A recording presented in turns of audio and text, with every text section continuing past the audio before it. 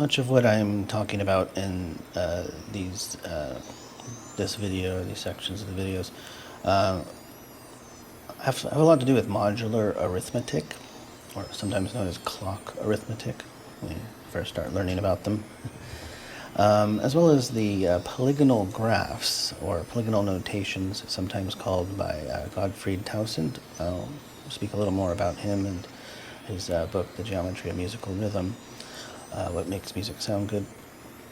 At any rate, later, but for now, let's just get a little basic sort of sense of what modular arithmetic and polygonal graphs are about. So, first of all, modular arithmetic is based on, well, let's get a sequence. Let's get the Fibonacci sequence, which, in case you haven't heard of it before, I'll just give a quick rundown on it. If you want a much more elaborate video, more amazing looking video about the Fibonacci sequence, there are plenty out there to check that out. So just type that in a search and you'll find far too many videos and all sorts of things about this. It's a very famous sequence, the Fibonacci sequence, and it's basically 1, 1, 2, 3, 5, 8, 13, 21, and well, so on.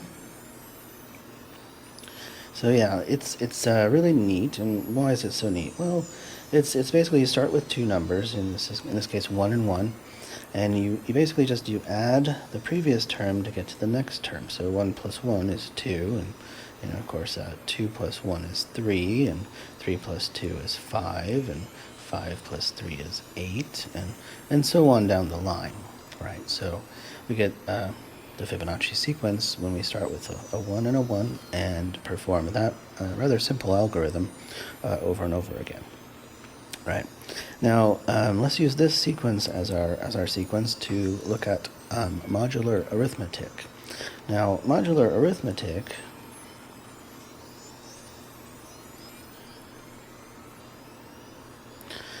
is also rather wonderful, and one of the sort of basic topics in number theory, for example. At any rate, modular arithmetic is well, let's take a look at via example. This won't be a very technical explanation. If you would like that, there's again plentiful supply of other references for that. At any rate, let's just take a look at, for example, let's take a look at the Fibonacci sequence, we'll just call it Fib for short, over a modulus, and we'll just call it mod. And let's say it's over a mod of, well, let's just do a mod of 2 for now. Now, what does that mean? Well, mod 2 means that we're going to only have the possible values of 0 and 1, and those values are going to be what we call the residues, right, or remainders after division. So for example, so we have our first term. Let's just look at the 1 here, right here, and we look at the 1, and what is 1 mod 2? Well, look, the best, I think, way to think of this, easiest way to think of it, is, this is where it gets the clock arithmetic name, is if we have like a little clock with just a 0 and a 1 on it, and we start over here at the 0, and then we count from there. We just kind of go round and round and round. So instead of going off toward infinity with the Fibonacci sequence, as it would without the modular arithmetic, we just go around and around and around. So we only ever have a 0 or a 1. Now, since we started with 1, we'll go ahead and start with 1 here. So our first term will be 1. And now the second term is, of course, 1 again, so we'll just have a 1. And now 2, notice that it's 0, 1, and then 2 becomes a 0, right? Because why? Well, if you think about it, 2 divided by 2 is 1, but then it gives you a remainder of 0, right? And so our sequence so far is 1, 1, 0, instead of 1, 1, 2. 2 becomes 0. So remember, again, we only ever have terms that are going to be either 0 or 1. You might have deduced properly at this point that even numbers will be a 0 and odd numbers will be a 1. And if you actually look at this a little more closely, notice the 3 a 0, so we got 2, and then 3 is a 1 again, so, and of course 3 is odd, so you could also see that it's a 1 because 3 is odd. 5 is also odd, so we get another 1, and then 8 is even, so we get a 0, right? And if you check, you can go ahead and do that or look it up elsewhere, you will get what we call a Pisano period, where this first bit, the 110, repeats over and over and over again. Okay. Now, in more technical papers, you will see a Fibonacci sequence in this context, often starting with 0, and so you would have a 0, 1, 1 sequence repeating over and over again. At any rate, no worries on that. So that's basically the modulus idea. Let's go ahead and take a look at another example. Let's do the same sequence, because the Fibonacci sequence is awesome. So let's just do Fibonacci sequence mod, let's do 3. So kind of baby steps here. So we get 0, 1, and 2. And I'll just do it like this on a clock. 0, 1, and 2. So we only have these 3 possibilities. So we have just 0, 1, or 2 as possible values to come from our modulus of 3. So 1, 1, 2, 3, let me go ahead and write that sequence down a bit here again, so we can refer to it. All right, and so what happens? Well, 1 and 1 are both below the 3 value here, right? So we're going to go ahead and just write those down. 1, 1. Now 2 is also below 3, so we don't have to do any division or anything. Now 3 is exactly where we get back to 0, so here we have 0, 1, 2, 3, but 3 is going to be written as a 0. So we have 0 instead of 3. 3 becomes 0. So now 5. Where does 5 lie in this circle? Well, you got 3, 4, 5. You can just keep counting around and around. Or you can divide. So this is a good example where we have 3 into 5, right? Gives us once, and then a remainder of 2, right? And so our remainder is 2. Yeah. See that? So 5 becomes 2.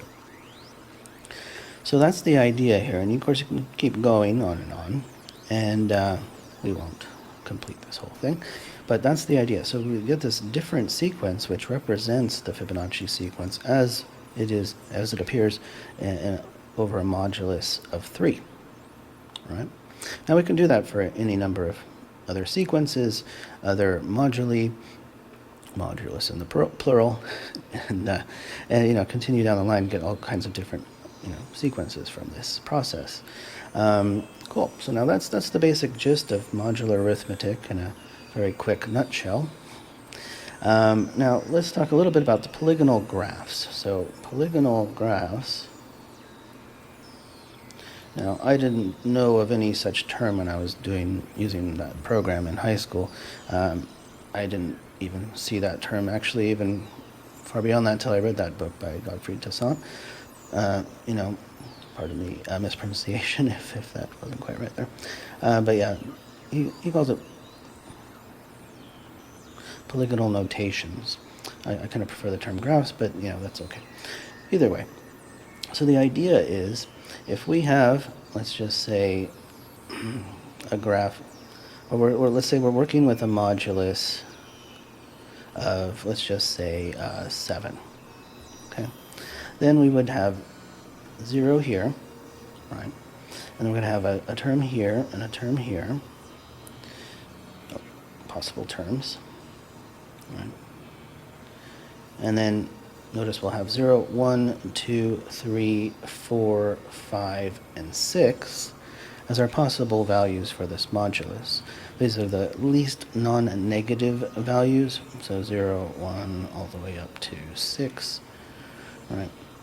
These are our least non-negative residues, rather. So in other words, the possible remainders we'll get as we apply this process, and as portrayed around a circle. Yes. And so what we end up doing is, well, let's just say, let's take that Fibonacci sequence again, at least start it out, maybe. We get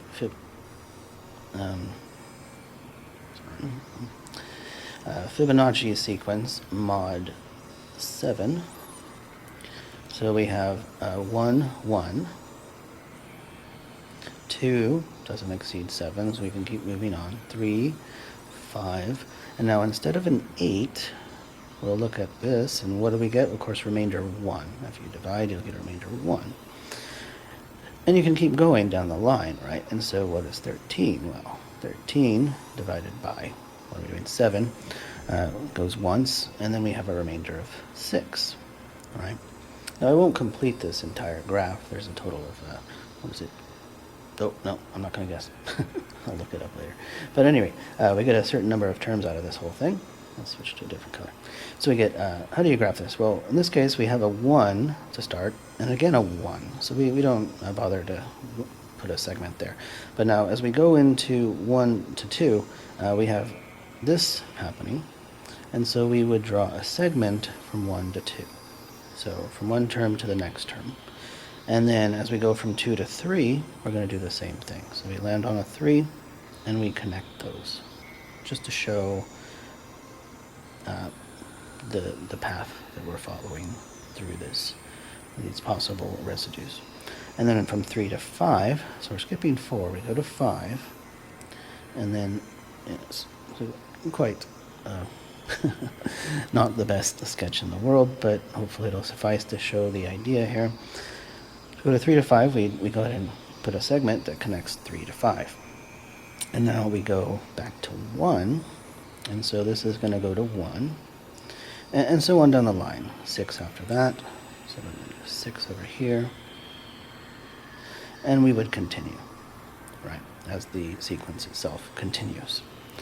I do recommend checking out what that does. It's quite a wonderful graph. At any rate, so that's the idea of this these polygonal graphs or notations.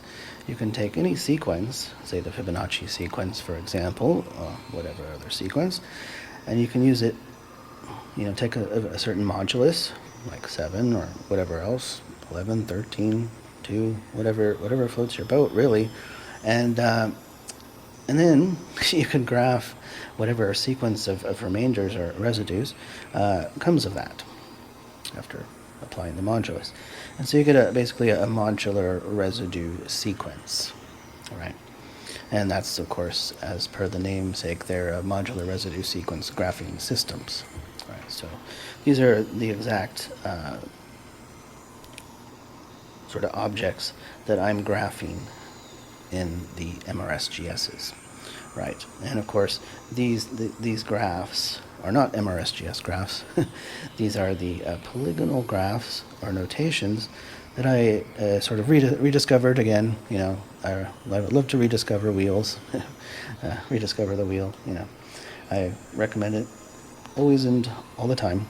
It's very fun to do. Back in high school, I rediscovered this wheel. And so, yeah, it's polygonal graphs, notations, sort of one of those folk theorem type things where, people keep figuring out, if I put it in a circle and then I connect consecutive, oh, look at that, so. It's one of those things that's just kind of obvious to think about, and at any rate, it's pretty neat, though, if you actually follow through. And so, yeah, these are polygonal graphs, very useful in terms of representing musical rhythms, as Townsend does in his book. Of course, any sequences or what have you for other purposes. So, yeah, that's the gist of the modular arithmetic and polygonal graphs.